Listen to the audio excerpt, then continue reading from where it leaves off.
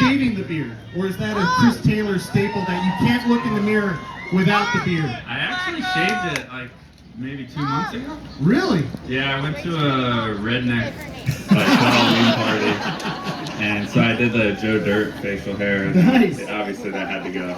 So what else did you have on? What's the costume besides the beard being shaved? And Just like cut off flannel, cut off jean shorts, boots, just standard. was that in your closet? Yeah.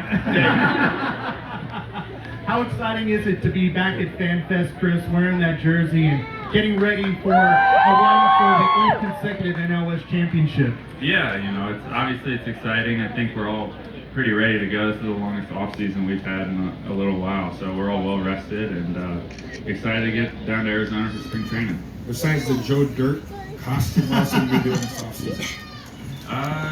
Mainly just spending time back home. I've actually made a few trips out here, about once a month to work with Rob, our hitting coach, and work with our strength coaches and just get ready.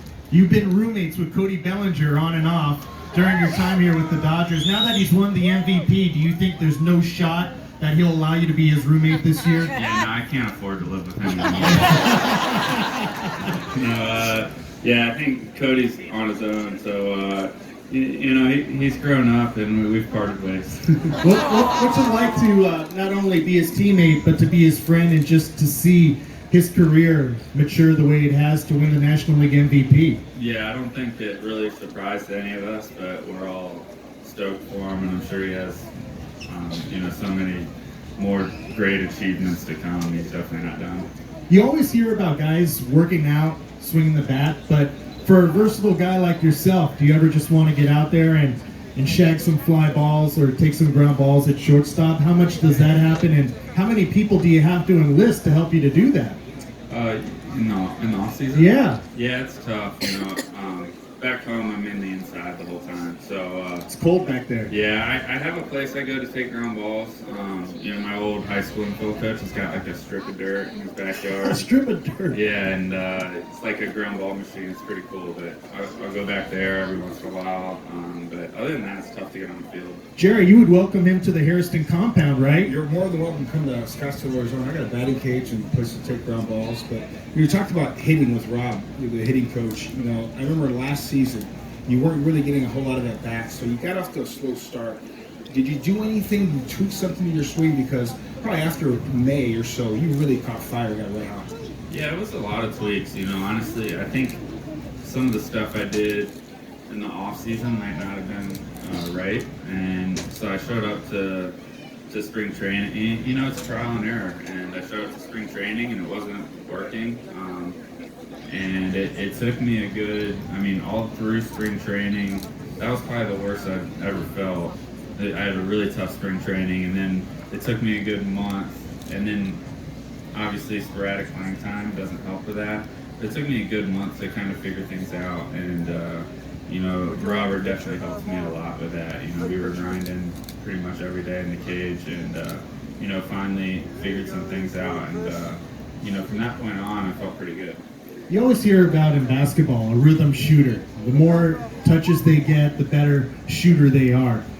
Is it my perception that the more reps you get as a starter, the better in rhythm you are as a hitter and just as a player?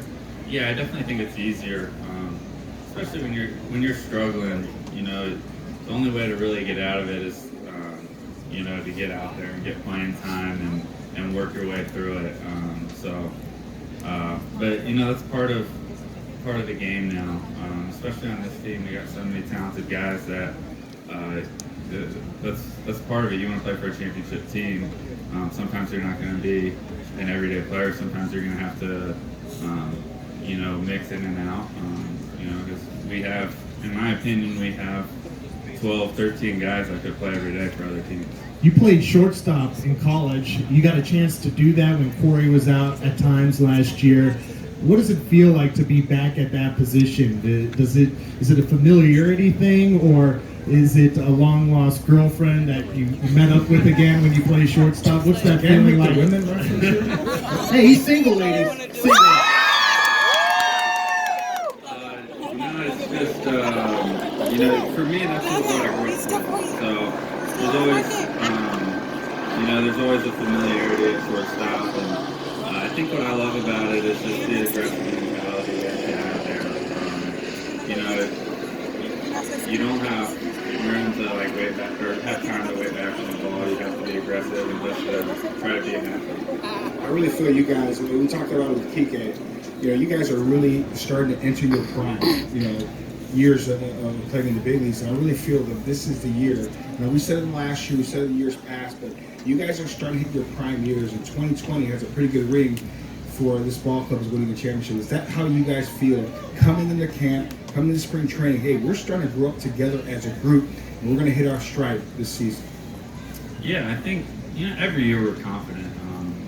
I think this year is the same deal. We have a ton of talent. We've got guys that are ready to come up from AAA as well. That every year we have 2 or 3 guys that come up from AAA and are Rookie of the Year candidates, and then we have other guys that are in their 2nd or 3rd year that are ready to break out. So I think the depth of our team has always been our strength, and that's going to be the case again this year.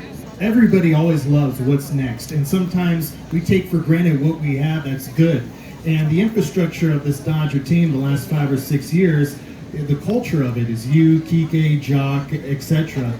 How important is it to have you guys, after all the Jedi baseball players in that clubhouse gone now, Chase Utley, David Freese, Rich Hill, all the wisdom they imparted on you guys? Is it time for you and the others to be those type of guys now? Yeah, I think we still have a good mix of guys, of veterans and younger players, and I don't think it has to be one person.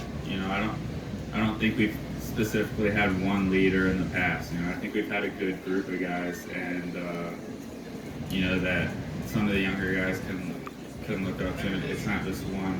It's not like everybody looked up to Chase. Kirsch has been a great leader for us. JT's been a great leader for us. So I think that's what makes this team special. When I came here, I realized that really quick that there's 7 or 8 guys in the clubhouse that are leaders, and I think that's what makes this team so close. You always hear that saying, it takes a village to raise kids, and it seems like you guys really do have that village inside that clubhouse. Can you describe the level of accountability you guys have, not only to yourselves, but to each other? Because I feel like that doesn't get enough attention, how much you guys really hold each other accountable. It doesn't take a manager or a GM to come down to hold you guys accountable. Yeah, absolutely. And that goes back to what I was saying. We have so many guys that have a ton of experience, and they know what it takes, and I think they've done a good job of passing that culture on to the younger players, and that's what it takes year in and year out to be in contention come October. You gotta have guys like that. How excited are you? We're talking about the other side of the ball, but how excited are you to see guys like Dustin May, Jocelyn, Urias have a chance to be starters and really kind of develop their careers right now? I think it is exciting, because we have a couple starters leave in Bill and Rue, so I think it gives an opportunity for some of these younger guys to step up and really show what they can do, and it's going to be interesting because, as I said, we got 10 potential guys that could be in our starting rotation, and I think all of them are extremely talented, so it's going to be exciting to see what pans out. As I look out into this parking lot amongst the sea of fans here, Taylor, Chris Taylor's on stage, by the way. Fans love you, no doubt about it, but how much more would they love you if you went down that bouncy slide with one of them right now? I'm looking at that. I know Andrew Freeman's behind us. I feel like I could get him to sign a waiver for you to go down that bouncy slide. That seems like a Chris Taylor type of exciting daredevil type of thing to do. Yeah, I didn't see this coming. I always throw that curveball at you, Taylor. I was just looking at it and I said, I could see Chris Taylor going down that thing. Yeah, I appreciate you bringing that up. Well, maybe the maze right there. Maybe that's more your speed. If it gets live me off life a this little bit, stage, Taylor. I'm up for it. Live life a little bit. All right, how about just a selfie with the fans? We'll keep it going.